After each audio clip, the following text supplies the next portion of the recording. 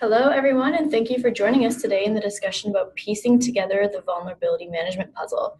I'm Justina Duclo from our marketing team here at Resolver, and I'm just going to start us off with a few quick housekeeping items before we get started. So everyone today will be on mute throughout the discussion, except for our speakers, but we do encourage you to ask any questions if they come up. You can just submit them using the chat function at the bottom of your screen, and our speakers will be happy to answer them when they can. Our discussion will also be recorded today, so that will be sent to you all afterwards in case you've missed anything or if you need to hop off early, that's no problem. And now I'm going to pass it over to Nevra here to introduce herself and start off the discussion. Great, thank you, Justina. Why don't we begin with introductions? My name is Nevra Ledwan, and I am a Strategic Account Director for Resolver. I'm based here in the Washington, D.C. metro area, where here in this early spring day, we are having our first big snowstorm of the year. And so I'm hoping we don't have any issues with the power here over the next hour. So I came over through Resolver's recent acquisition in October of RiskVision, formerly known as Agilliance, and they were a leading provider of threat and vulnerability management software and GRC, or governance, risk, and compliance software. And while I am in a sales role, today's talk is not going to be salesy, because frankly, I've learned in my time here that it takes a lot more than implementation and configuration of, fancy threat and vulnerability management software like the kind we offer here at Resolver to do vulnerability management right. So throughout the talk, we'll share a few stories. Just one example, one of the first implementations I observed, I remember that the customer was really excited to get some automation in place, and they were working on setting up a process to automatically generate remediation tickets, for any vulnerabilities whose, risk was over a certain threshold. But they set it up in a way that the number of tickets was a lot higher than what IT was used to. And that backfired, as you might imagine. IT became overwhelmed. And I guess that was just kind of the one example where I learned that actually the people and the process around the use of whatever technology seems to have a much bigger impact on the success of any threat and vulnerability management, or TVM, effort. And so that's why I wanted to focus on this particular topic today. So the plan is to share some of the best practice that I've learned in working with organizations at different maturity levels. And I've also invited Chad Troon to join me today for some of his experiences as a practitioner in the field, and really to jump in at any point in the conversation. So let me turn it over to Chad for a minute to introduce himself. Thank you, Nevra. So yes, my name is Chad Troon. I am the Associate Vice President at BRTRC for the Secure Force Division. So my role there is actually to help customers, the tools like Resolver and many others, to help manage their risk across the organization. So I've spent a lot of time with a number of different customers, both commercial and government, large and small, helping kind of work through their risk management processes, whether it's compliance-based or, in this case, vulnerability-based compliance, and help people kind of come to a place where they have a little more grasp as to what's actually happening. Rather than just have 1,000 tools with 1,000 different dashboards and 1,000 different reports, we try to help them consolidate that data, put some real context to that data, and work with them to mitigate risk in the most efficient manner possible. So I'll jump in here and there, try to throw a little bit of backstory for anything that I've seen people do from a practitioner standpoint, but Nevra, please feel free to shoot me any questions if you have anything for me, or if anybody else needs anything, please feel free to ask. Great, thank you, Chad. Okay, and I think as Justina mentioned, feel free to send the questions at any time, but I'm probably not going to peek over to the chat window until the end of the discussion, just so I don't lose my train of thought here. Okay, so let's dive right in. The title is Piecing Together the Vulnerability Management Puzzle. And what I'm showing here are, I guess, what I've observed as the 6 most essential components or pieces of a successful vulnerability management program. And we're going to talk through each of these 6. So your program objectives need to be set forth. Number 2, you need to decide which assets are going to be in scope. Number 3, then you need to weigh out the people, and then 4 and 5, so the processes and the technology. And not necessarily in that order. Those 3 kind of all go together. And then comes the fun part, which is where you tie it together. So we're going to talk you through some of the best practices and challenges that we've seen with each of these 6 pieces. Okay, so the first piece, setting an intention for your vulnerability management program. This takes me back to my yoga class that I do every week. The first thing the instructor says is set intention for your practice. And I think that it's the same thing in vulnerability management. It's very important to set an intention.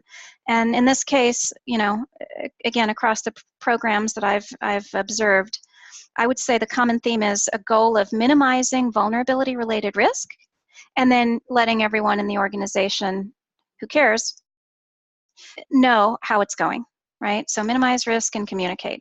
And you're probably thinking, okay, well, that's obvious, Nevra. You know, of course my goal is that. But the actions that I'm seeing organizations take are not always lining up with this objective. So let me give you, let's kick this off with a specific case in point. Many of the organizations that I work with prioritize their remediation activities based on a CVSS score. The higher the CVSS score, the more risk to my organization, right? Well, not necessarily. So I took this particular example from a paper that Gartner published in late 2016. You can Google it, and I know you can find it out there. It's titled, "It's Time to Align Your Vulnerability Management Priorities with Your Biggest Threats." And in this case, the author's making the case that this CVSS5 vulnerability on the left is actually riskier than the one on the right, which is a 10. Not only is it on an external-facing system, but the vulnerability is actively being exploited in the wild, and that these factors should outweigh that, you know, CVSS score of 5. And while you may know this intuitively, I would ask yourself if your current processes that you have in place today, are they taking a similarly risk-based approach to prioritization of your remediation activities?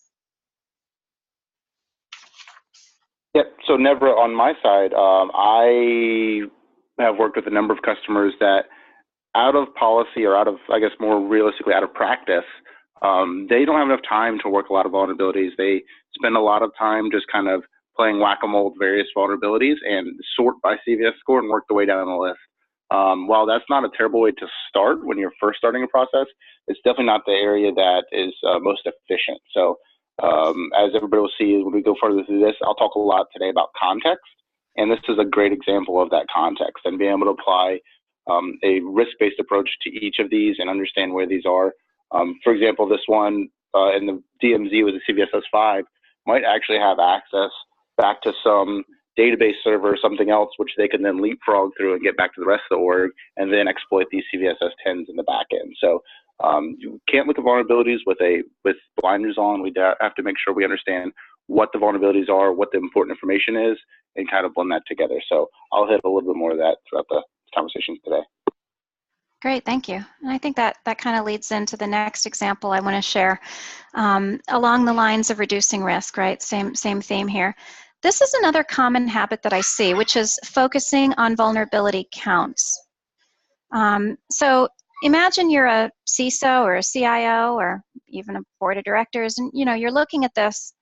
This trend doesn't look good, right? The number of vulnerabilities is going up over time, which those of us practitioners in this field know that tends to happen, right? As the vulnerability scanners become more sensitive, and you've got finite resources in your team.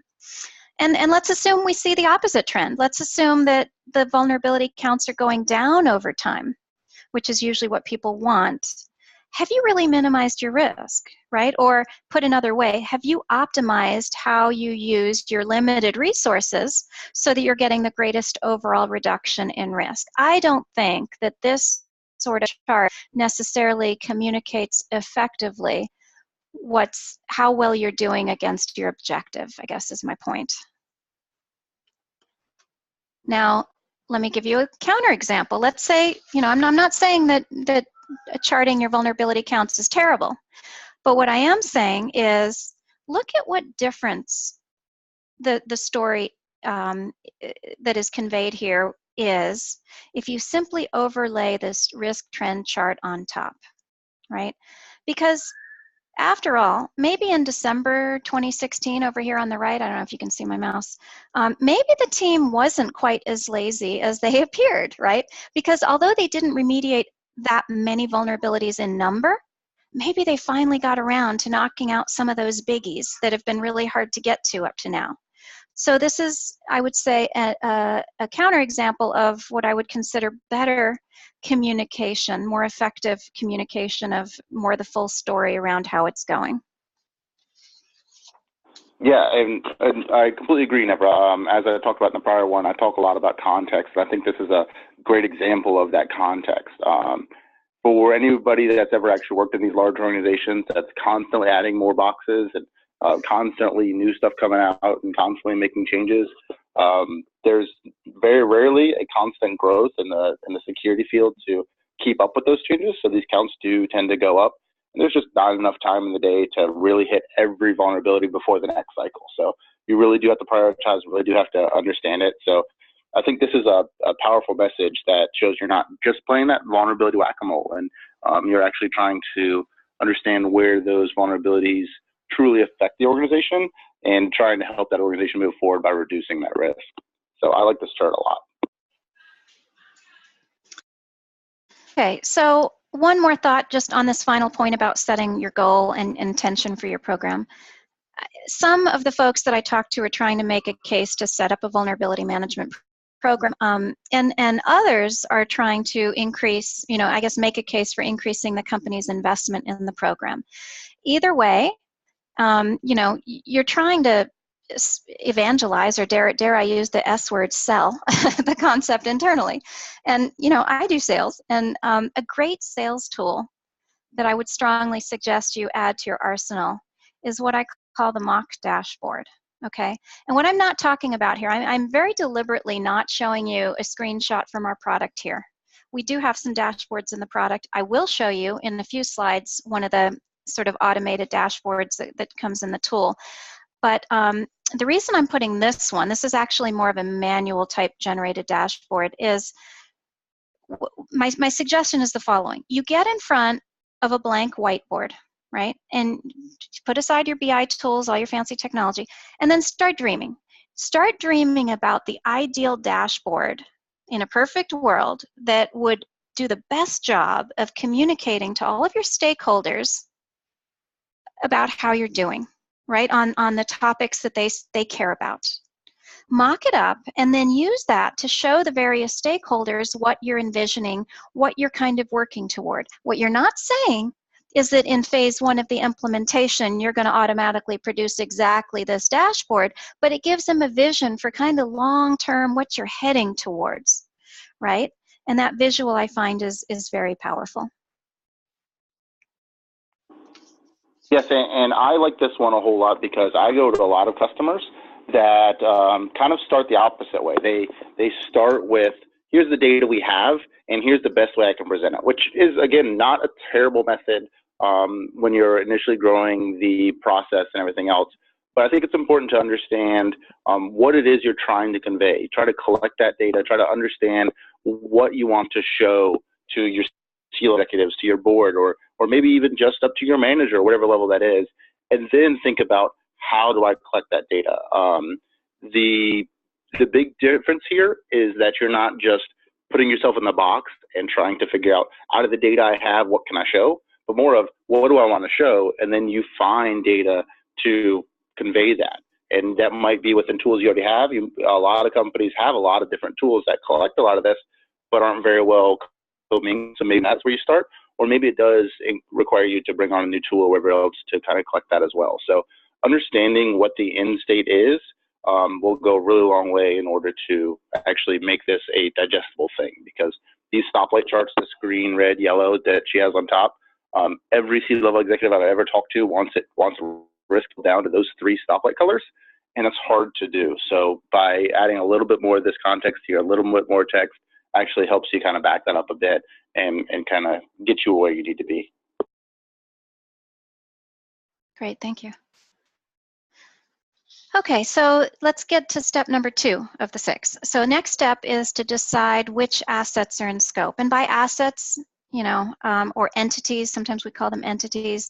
These are your servers, you know, these are applications, it might be, you know, sets of data. Deciding what's in scope, I would say that's the relatively easy part. I think the harder part, where I see a lot of room for improvement in the industry, at least with the prospects and customers I talk to, it's in inventorying or classifying those assets. And you know, the reality is that organizations seem to have a really hard time with this. I was actually on a call with a customer just yesterday, and they had not done any asset classification. And not only, you know, were their assets not classified at all in terms of criticality, but a lot of the reports that I saw them putting together were showing vulnerabilities on decommissioned assets, right? So obviously ones that are not critical because they're decommissioned. And I guess for this one, Chad, I kind of had a question for you because, you know, everyone talks about asset classification. Is it really that important? And if so, why do I see so few organizations having done any level of asset classification?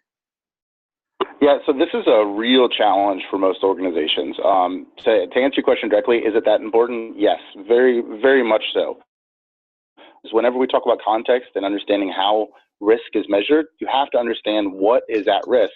And this is a requirement of that. And it's really hard to do. I mean, you can go pull out like the NIST documentation. I believe it's 800, I think it's 860 for categorization, and open up 300 pages of how you should categorize and classify your data and your assets. But that's hard to do. If you just open that up and looked at it, it would take you, you'd have to hire an army and take you 3 months in order to even get a process in place before you can start doing that.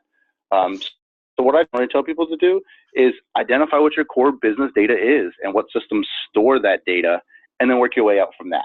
So if you're a organization, you might care about your supply chain or where your materials are coming from, and maybe your payment systems. So do some classification on that. And then you won't classify everything in your organization on day one, but that's okay. But start somewhere. Take a bite somewhere. Figure out where you kind of store your core data, and then let that kind of ripple out. Who has access to these systems? Can you limit that access to these systems? Anything you do to manage risk from that side can then mitigate the vulnerability itself as well. So while we're talking here about vulnerabilities, everything rolls into that. And a lot of times when we talk about vulnerabilities like here, we commonly think of things like scanners, your Nessus, your Nexpose, things like that. But vulnerabilities exist everywhere. There's physical vulnerabilities, there's personnel vulnerabilities as well, which are a lot harder to grasp, but you always want to kind of think about these things even when you're classifying that data. So once you have a good grasp on your core business systems, slowly start working your way out and do it in phased approach. Don't try to do it all at once. But most people, most sysadmins and most even manager levels can tell you, hey, this is our core business. These are the places this core business is stored. And just throw a single tag on that in the sense of this is high priority data for me. And if you're not within this section, maybe it's moderate criticality of data, and just kind of start simple, work your way into it. But please do something. Start somewhere, because it goes such a long way over time. Yeah, and I think along the lines, Chad, of something you were talking to me about this the other day. I think what I was trying to convey here is, while it would be nice to be able to do the full CIA type classification that I show on the right-hand side, which is sort of the gold standard approach, I think what the message you shared with me is that it is still better to at least do even just a binary classification like you just talked about. Just this is a business critical system, yes or no. Or this is a decommissioned system, yes or no, right? Completely agree, yes. And CIA is, like you said, the standard for everybody, but it's such a big beast. Don't get bogged down into it first off. I mean, we all want to get there. It'd be great if you could do CIA on every asset you have. And I think that's where we're all kind of striving to get. But to be a little more realistic, yeah, that binary way is a good way to start, and then start adding shades of gray and go from there. Okay, great, thanks.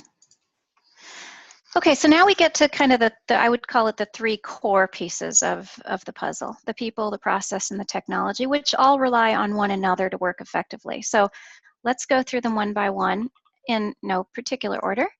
I want to start with the process or, flow piece. So mapping out your vulnerability management workflow processes, I would say is, in my opinion, and you can disagree, Chad, but I would say it's probably the single most important task in setting up or maturing your vulnerability management practice. I think your point earlier about starting with the end in mind and having that dashboard, that dream dashboard, maybe that's tied for most important. Where to start? What I'm showing here are 4 of the most common workflow processes that I see vulnerability management teams involved in, all of which require collaboration across different stakeholders in an organization, right? And they're probably, I guess, the 4 that you should go ahead and map out for starters up front, or at least review, right, if you haven't already. So here they are. One is, how do vulnerability management policies get defined and or updated? What does that process look like? And tying into that, who's involved, who can approve, etc. Second is, how do we want to go about prioritizing our vulnerability remediation activities and the assignment of tickets? So that goes back to that kind of first example. What will the remediation process look like, right? And what are the SLAs, the service level agreements, and what happens if they're missed, right? Is there some kind of escalation or, And then finally, I'm calling this the exception process. Let's say we want to ask for an exception because, say, remediating a vulnerability now is going to break something. Like I remember the recent, with Spectre and Meltdown, some patches were made available, and I remember a customer telling me we applied them and it completely broke my antivirus, and so I had to backtrack and uninstall it. So what does that exception request and approval process look like? What do you think of this, Chad, as far as these 4, starting with these 4 processes and mapping these out? Yeah, definitely so. And I could talk about this for hours, and I'll spare everybody my hours-long conversation here. But this is an extremely important piece of it in the sense that you need to understand what you're trying to get. And in your workflow definition, you really have to work with all 4 of these together to make sure all of those complement each other and eventually build on each other as well. So it's amazing how many people I come talk to, and they're missing the very first one, the policy definition. Their policy says, we remediate vulnerabilities, and then they leave it to the IT team to figure out how and why. But that leaves so many areas of gray, especially when you get to a God forbid scenario when there actually is a leak or something like that. You want to be able to say, hey, I am following policy. I am doing the things that are supposed to be done. So that policy definition is a huge point of it. So whenever you're looking at this, I just say, step back. Look at your current process, because everybody's probably got some sort of current process. What works well? What doesn't work well? And kind of build off that. Slowly increment everything forward and just come up with some initial target objectives. Can you actually scan as often as the policy states? I've worked with some customers that say that we have to resolve all our vulnerabilities in 2 days, but all their reports are done monthly. So how would I know that that happened in 2 days or not? You have to line those things up. Can I actually meet the policy objectives I come up with? Do you have an automated patching system? Most large organizations do, and it's a great thing. It's a huge workforce multiplier.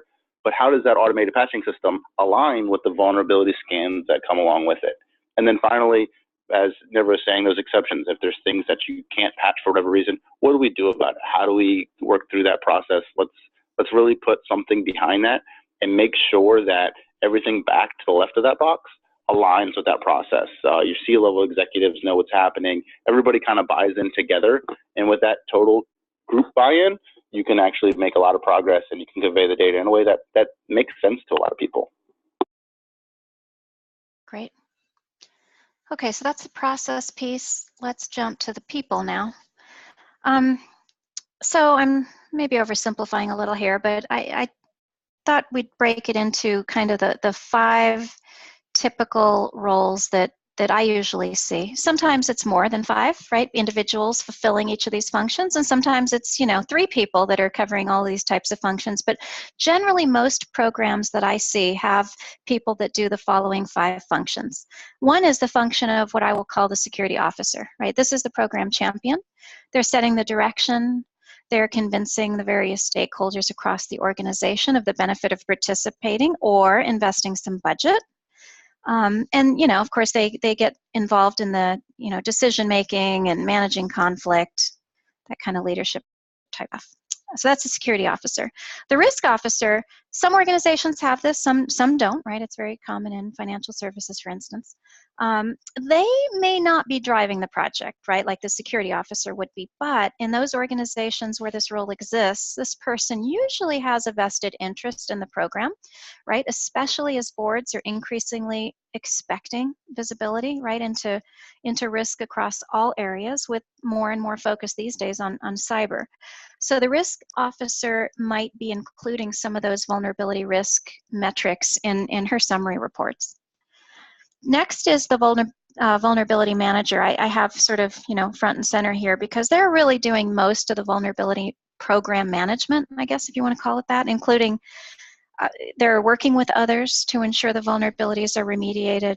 They're reporting to the stakeholders how it's going. They're answering questions, the question of the week. Oh my gosh, there's this new threat out in the media, how are we affected? And they're also overseeing some of the technology tools like, threat feeds and the vulnerability scanners. So they're doing a ton of the heavy lifting here. Next, we have the asset owners, right? These might be, the folks in IT that are responsible for patching a system, or maybe it's an application development team or person who's responsible for remediating a software vulnerability. And then last, but certainly not least, we have the architect, which is stitching everything together, right? Or assembling, I guess, the puzzle pieces that we talk about here. How are the people collaboratively executing the processes and leveraging the technology that we already have to streamline the repetitive parts? Yep. So my only piece I'll throw in on that side is make sure all of those people are in at the same time when you're doing these design processes.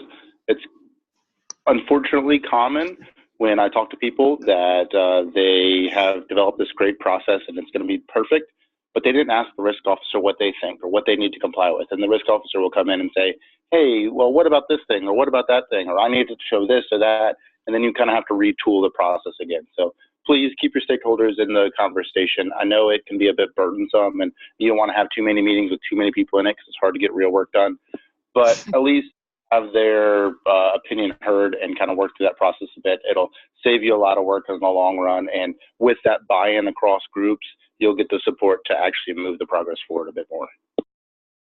Yeah, the organizations I've worked with that do this really well, I've noticed that the folks in the vulnerability management team, they've got really strong relationships with the rest of the organization. They go out to lunch with their counterparts over in IT, and that example I gave at the start of this about, the one implementation where suddenly T just decided not to remediate anything after they implemented because suddenly the number of tickets shot up. To me, that was a good counterexample of why not to do this in a silo and make sure that all these different stakeholders, including the asset owners, right, are involved in participating in the design. Okay, so the technology or tools. So here are some of the more common types of tools that I usually see used by the more mature vulnerability management programs. And of course, they're often talking to one another, right? So as an example, maybe you want to do a CVE level matchup between an exploit reported by your threat feed tool, right? Like a Falcon or an iSight, and match that up with a vulnerability that's detected on one of your systems with a scanner, like Nessus or Qualys, or some of my customers in the utilities industries can't use a scanner, and they do the matchup with NVD. If a match exists on a system that's tagged in your CMDB as being critical, right, a business critical system, then maybe your patch management system, like an IBM Big Fix or others, would automatically apply a patch for it. And then if for some reason that, the patch doesn't get applied correctly, or for whatever reason there's a problem, maybe you automatically create a ticket in Jira or Remedy or whatever ticketing tool, And so you see that often they're all, these technology tools are often kind of working together. Some people refer to this as orchestration. But again, I would say that that's sort of a more mature kind of environment where they have that level of sophistication. I work with plenty of organizations that don't have half of these technologies, and they're still running their program effectively. So the only piece I'll add here is that, as Neville was saying, we love orchestration. It is kind of where we're trying to lead everything to, and it's great if everything's automated. But at minimum, a lot of these tools give you a lot of context. They can build in a little more of the data. So start by just kind of pulling one or two pieces together and tying those together one at a time. Again, take baby steps, do it in a phased approach, but a lot of these tools give you a lot of great data that, in my experience, a lot of people aren't able to see at that dashboard level that we talked about before. By the time the sysadmin that owns one of these does actually gets around to talking to the second person and the other, a lot of time has passed and a lot of things have gone on and priorities change. So try to find ways to pull some of those together. But at minimum, make sure you're paying attention to what's coming out. Great. Okay, now we get into number 6, which I think is the kind of the meat of the discussion here, and we're going to go through a number of different kind of little tidbits, best practices here. But ultimately, this is where we bring together the people, the workflow processes, and the technology tools. So, for example, if you go back to those 4 workflow processes that we listed earlier, for each of those, you want to assign the people and or the technology tools that are involved in each stage. And I think the best way to kick off the discussion is to turn it over to Chad and let him talk about I think a particular project that he was involved in and kind of how he went about putting all this together. Thank you, Deborah. So yeah, I wanted to talk about one of my particular clients, large company based out of the West Coast that did some manufacturing sort of work, a lot of communication sort of things. And they were acquired by a very large company that, as we all know, a lot of times with the M&As these days, anybody that's kind of shooting up pretty quickly or growing quickly tends to get acquired. But this customer, when they got acquired, the parent organization came through and said, well, you now have to follow all of my practices and all the things that go along with my policies that I have written. So a small guy or a fairly small guy with a fairly small, immature process that had to quickly jump forward and leapfrog into the next piece of it. So we were engaged to help them kind of get a handle on it, understand what those processes are, what their current processes are, do a bit of a gap analysis and try to figure out how to pull those things together. Importantly, understand what the core motives of the parent company are. When you look at the policy just on paper, it may or may not directly convey what they're trying to get at. It depends on how well the parent company, follows the first processes that we talked about. So we are constantly working through that process maturity, always wanting to go through that. So what we did is we sat down with their lead sysadmins, their lead risk officers, and even at some points their C-level executives to try to understand what they wanted to get done and write the policies that needed to be written to help their internal processes fit that. It's super important when you're doing this to get your C-level executive management in that process as well. They might not be in the day-to-day, but you do want that buy-in on the process. Don't want to go ahead and write a policy like this, publish it out, and then if it is met and something happens, you don't want to be that poor guy at the end of the chain that's getting yelled at as to why did you do X, Y, or Z? You should have done better. If you have a policy that's signed off by the executive level, you know your process is defendable and the best that you're able to manage at that point in time. As part of that, commonly I see people use LAs, and Never talked about this a little bit, but level agreements. And a lot of times when we talk about this, we think about that for third parties and providing some service. But think about your own vulnerability management practice as having some amount of SLAs. If I have a critical vulnerability on a critical system, it has to be done in X time. But if it's a moderate vulnerability on a low priority system, it has to be done in Y amount of time. And put some bounds on that, which helps people prioritize and helps people understand what it is they're looking for. So when we went through with them, they actually did already have some SLAs, but come to find out, this is actually the customer I talked about earlier. They had a 2-day SLA on critical vulnerabilities, and they're scanning on a Friday night. By the time somebody got to work that morning, they're already failing SLAs. That's just not a good process. That's not something that you want to have done. So you want to make sure you're understanding how these policies are really used and working through that piece. But again, one of those things I can talk about for a really long time, because I feel like this is a core foundation to everything else you follow. But spend the time, understand what you're trying to do, understand the information you're trying to convey, and then you can kind of put the rest of these building blocks in place. From there, as we're showing on the second box, is let's look at some of the tools that you already have in-house. A lot of people have a lot of tools that maybe you bought that sit on the shelf, or maybe you're only using 10% of the tool that can do much more. So step back and take a look at the current tools you have and the current processes you have, and try to find a way to meet some of those policies that we had talked about. Obviously, you don't want the policies to be built in a silo. So this is, while I'm reading this kind of in a sequential order, it does require some evolution. But look at those tools, figure out what you currently have, whether that's your SCCMs, your big fixes, whatever else. And realistically, you could probably hit a large percent of your patches through some automated fashion on a basis. So that chart never showed at the beginning where you're constantly growing vulnerabilities. Maybe we can tamp that down a little bit by doing some of these automations and keeping this out of your general sysadmin's hands, and keep that sysadmin busy working on some of the higher risk things or some of these manual remediations that we talked about. So there's always going to be some vulnerabilities that aren't going to get hit through that automated process. And so what do we do about those? How do we find those? How do we remediate those? What's the plan to do that? And this is really where you start talking more about people, because as we all know, there's never enough people and there's never enough time to do all the things you need to do. So let's come up with a process of how to do it. And this could be reflecting additional SLAs based on that. So the automated stuff has to be done in X amount of time, but the manual has to be done in Y.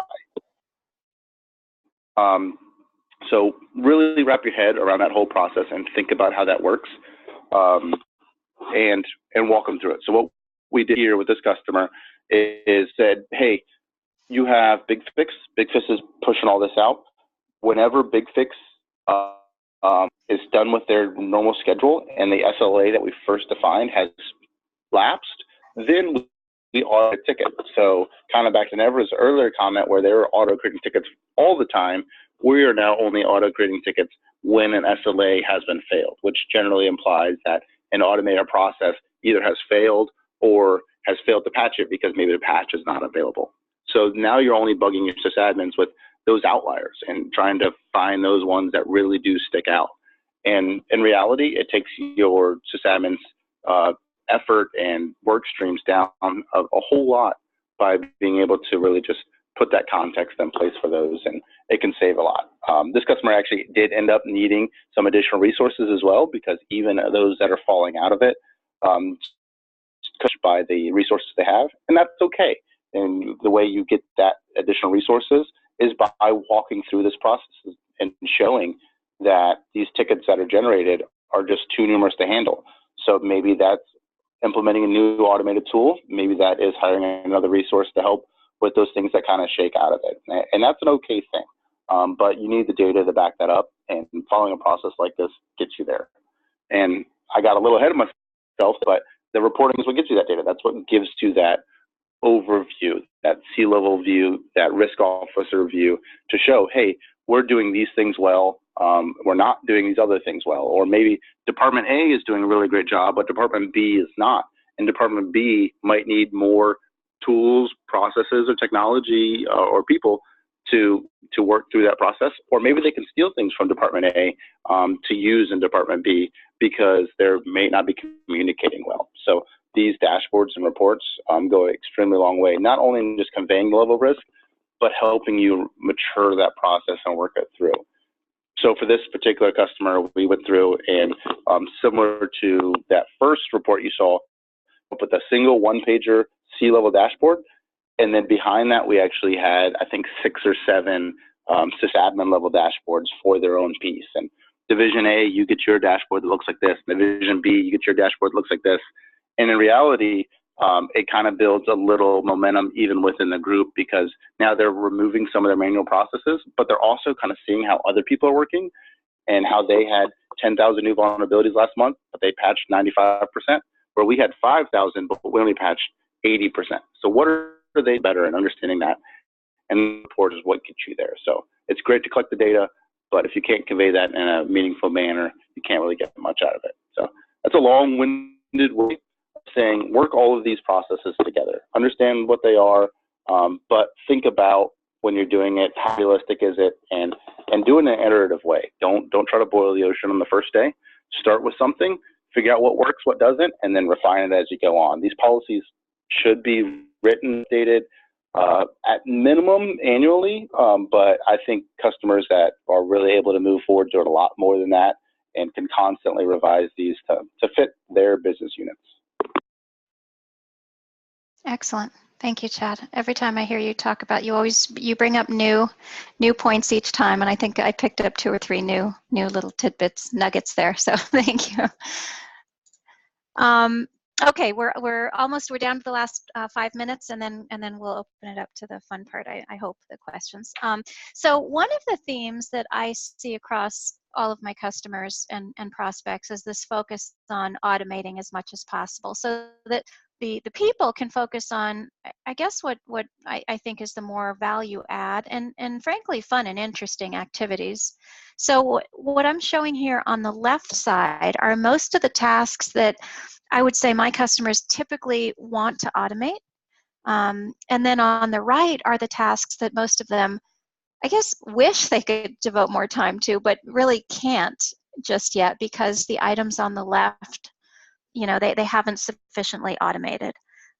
So I guess there's this sort of process of moving as much as you can from the right-hand side, the right column, to the left column, until one day you get to something that might look like what you see here. So you can kind of, when you start out, your right side is much longer than your left, and then you can prioritize, what do I automate in what order, so I can get to that point, can eventually focus my time on some of those more strategic value add activities on the right, more ad hoc query and designing new reports that everyone's asking for, analysis and interpretation of what's going on for the rest of the organization, process improvement, policy changes, etc. So the tip here is really to make your version of this list. And then the next one, okay, so this is maybe my favorite. Though honestly, this is what I'm going to talk about here. This is hard to do without some level of workflow automation, but it's what I refer to as an audit trail, or sometimes I talk about the breadcrumbs. So look at this for a minute, right? See how the risk score. What I'm doing is I'm looking at one vulnerability, right? The CVE, whatever. And I'm looking at how the risk score of that vulnerability changes over time, right? So over on the left, it's 0 day until finally it's reported in NVD, it gets the CSS score, eventually a patch becomes available. You don't do anything about it until one day, say your scanner detects it on one of your systems, and then on January 19th, now the exploit database reports that there is an exploit linked with this vulnerability. Okay, so that actually ups the risk score. And then on February 6th, you're thinking about remediating it, but you can't, it'll break something. So Mr. Wright approves a 3-month exception, documents the reason, fine. Then February 15th comes along, what is that, just a week later, and something from your threat intelligence feed alerts you that the Black Panda group is actually targeting this vulnerability. And so suddenly the risk score jumps up quite a bit. And then that triggers, I think you get the point here. I'm drawing this out too much. But the point is, what I know what many of my customers lose sleep is, I'm going to call it the Equifax scenario, right? Which is where someone asks, why the heck didn't you patch, vulnerability X, right? The Apache vulnerability or whatever. And remember how the CEO blamed that one individual at Equifax for not patching fast enough, which, by the way, horrified me. I wonder how things might have played out differently if that person had the ability to produce a report like this one that showed all the breadcrumbs and showed the life cycle of that vulnerability and the governance around why they spent their time the way they did and why they didn't think that it was the most important thing to patch that vulnerability until maybe around February 15th. Or, I'm making up dates here, but I think you get the point. And by the way, how much more successful do you think you'd be in getting budget for your program if you could show your leadership a vision of eventually producing a report and audit trail like this one? And, we're on the topic of reporting. This is sort of a proxy for, a type of report that would be nice. And here, finally, and I promised you earlier that one of the things you will get once you integrate it together is you could get some other kinds of more detailed reports like this one here. So this one happens to be the default landing page in the Reserve Risk Vision Threat and Vulnerability Manager product. It can be completely customized and automatically populated and, show lots of different fields. And then from there, remember that more narrative style, I guess, CXO level dashboard or board level dashboard that I showed earlier. You could take this, which maybe would be at the level that a CISO would be interested in, and then from there, you could kind of boil it down further and create your own sort of narrative explanation for your CIO or CRO or your board.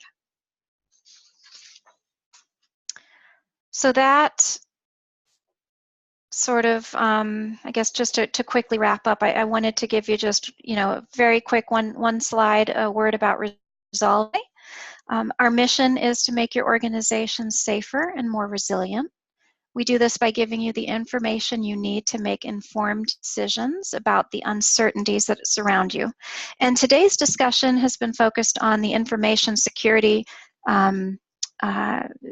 piece over on the right, which is, we have business units here in the company, and that's where I fall.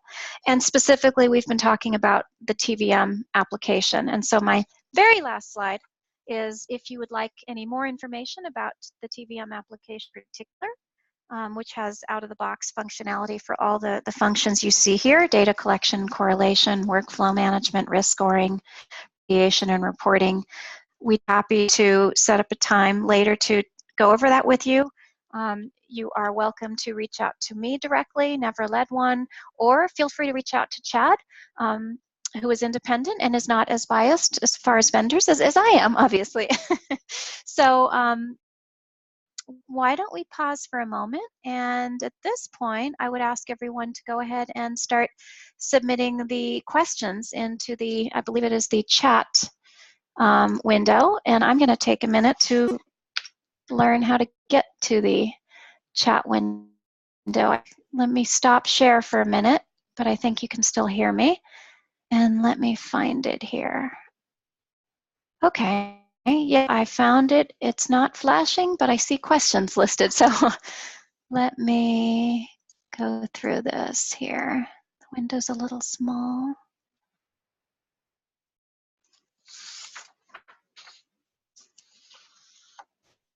Okay, so the first question.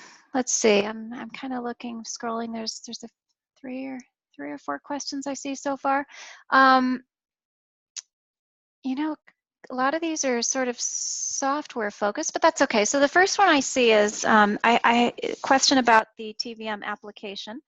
Can it be used to track remediation metrics, such as how long on average is it taking to remediate critical vulnerabilities? I guess since that's a software question, maybe I'll take that one, Chad. Feel free to certainly this would be a good use case for Risk Vision TVM. We do have our own built-in ticketing system in the application with workflows around it that you set up. And then you can either use that or there's also pre-built integration with third-party ticketing systems.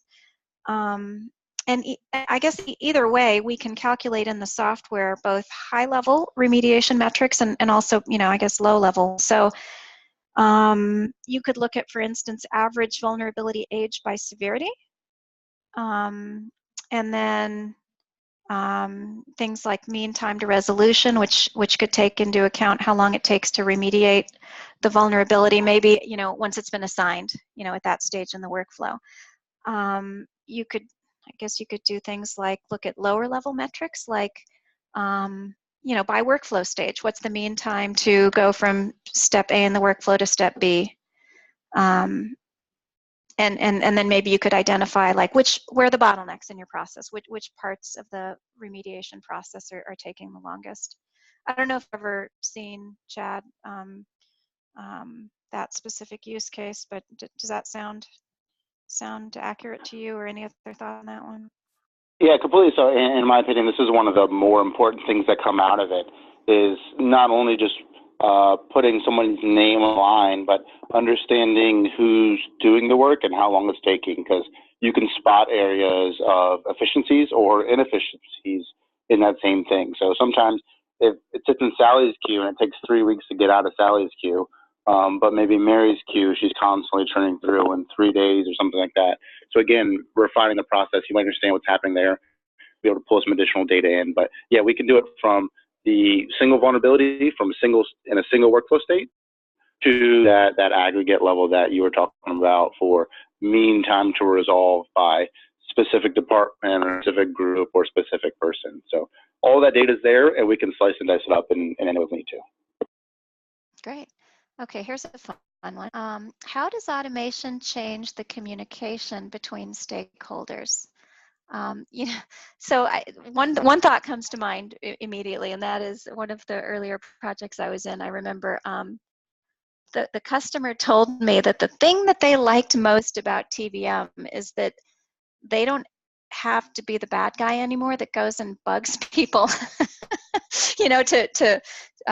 if they're late on one of the tasks or on remediation. The software does that annoying work of sending those nasty reminders, right, and escalating, right? So it's not me, it's the software doing it. But anyway, do you have any thoughts on how automation changes the communication between stakeholders? Sure, and that was a great example, Nevra, as far as just kind of the nag reminders and the things like that in the process. So that definitely does help. But some of the things I've seen people do is roll this into other processes as well.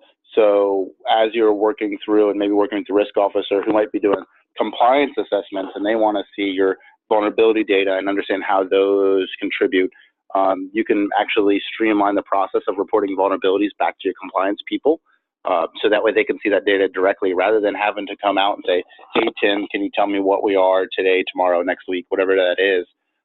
They're able to kind of be a little more self-sufficient and see the data they need to see, which again removes one more email, removes one more task that sits on Tim's plate that he has to go do, and that data is then available. And then following that actually is being able to share those efficiencies I was talking about before.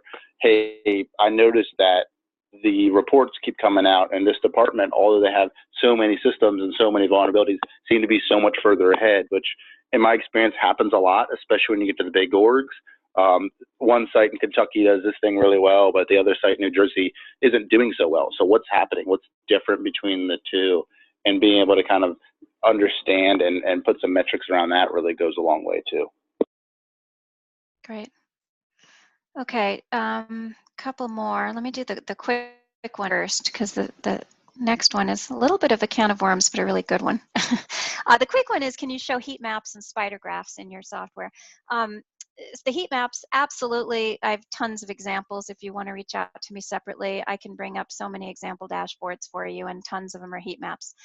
Spider graphs, I only learned about recently because a customer brought one up and said, we want to implement this in the software. And I think it's also referred to as a radar graph. And it turns out that the Jasper reports, reporting that comes with our software does in fact support spider or radar graphs. And I remember my solution engineer whipped one up to show it to them. That one's not as common that I see in a lot of dashboards, but absolutely it's supported.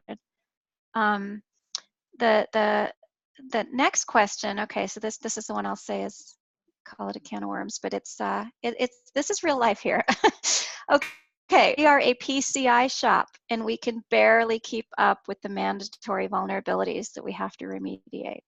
So I'm not sure there's added value to prioritizing the vulnerabilities. So let me first be very transparent with you and say, I understand I take care of a few customers that are in the exact same boat. And to be honest, I would say that those are not necessarily the customers of mine that are taking the most advantage of risk scoring just yet, or at least not in the initial implementation of our software. But you know, I wonder if some of what we talked about, I guess, in the earlier part of the discussion about building the case to, you know, increase the company's investment in vulnerability management, I don't know, I just wonder if that could be useful in getting additional budget or resources allocated to help with that PCI, you know, the PCI related vulnerabilities that I understand they're absolutely mandatory, so that, you know, you can get past that and actually have some additional resources to remediate or to prioritize what's left. But I don't know. Chad, do you have any thoughts on that? I think that's a complicated reality of life these days. Yeah, that is a bit of a sticky question, because that you are forced to kind of do all the things all the time, regardless of what they are, which does take a lot of work and does require a lot of cycles. So definitely feel your pain there. That is a tough boat to be into. So from there, my first thing is step back and look at the process again and try to find more of those efficiencies. And I apologize for being super redundant here, but as you're working through it, where do you spend the most time? What are really the pain points? Are you doing a lot of manual processes, and maybe you need something to help you automate those in the sense of automated patching, your big fixes, your SCCMs? Are you doing a lot of times on reporting? When the PCI audit comes around, it takes you 3 months to collect all the data, so that way when the auditor comes in, you can defend what you're doing. So where are the pain points in that process for you, and work on trying to find efficiencies within that process. Realistically, though, everything's a pain process when you're doing so much of that. Everything kind of sucks a bit. So you really just have to kind of work through it, try to find those areas that tend to be the most time consuming, and maybe pull one person off or try to pull somebody in from another team that can help put another eye on it and see, hey, why do we do A's and B's and C? Is that because the compliance process requires that? Or is that because of some inefficient process we currently have in-house? So step back, look at it again. There's probably ways to get efficiencies, but you're right. Prioritizing within those is tough to do. But maybe what you're doing actually right now is you're prioritizing all your PCI systems ahead of the others, which is prioritization in itself. Okay, great. So I think this is the last question, unless anyone else has another one, and that's the following. And Chad, maybe you would take this one.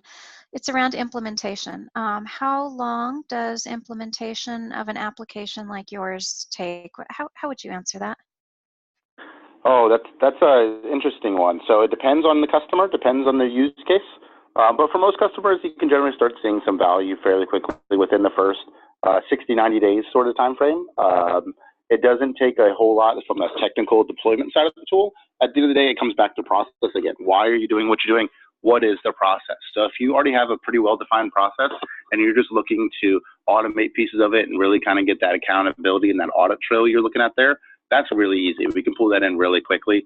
If you really don't have much of a process and you're kind of starting from scratch, that takes a little more time. And again, not really tool-based time, but more so of developing process time. So the more mature the process is, the quicker the tool deployment goes, because at the end of the day, the tool is really just kind of helping you automate those pieces that you can and move through it a bit. Okay, excellent. Thank you. And I think that wraps it up for today. Again, we look forward to speaking with you and discussing your particular challenges around threat and vulnerability management. And thank you again for your time, and we will be sending out a link to the recording. Goodbye. Thanks, everyone.